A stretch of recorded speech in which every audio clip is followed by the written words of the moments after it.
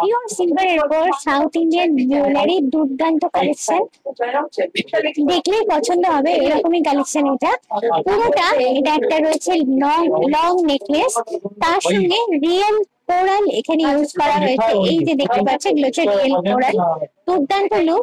লকেটটা part মোটিভের উপর আছে, তার তলায় এই দেখো এরকম সিলভারের বল গুলো ঝুড়ি দিয়ে রাখা আছে।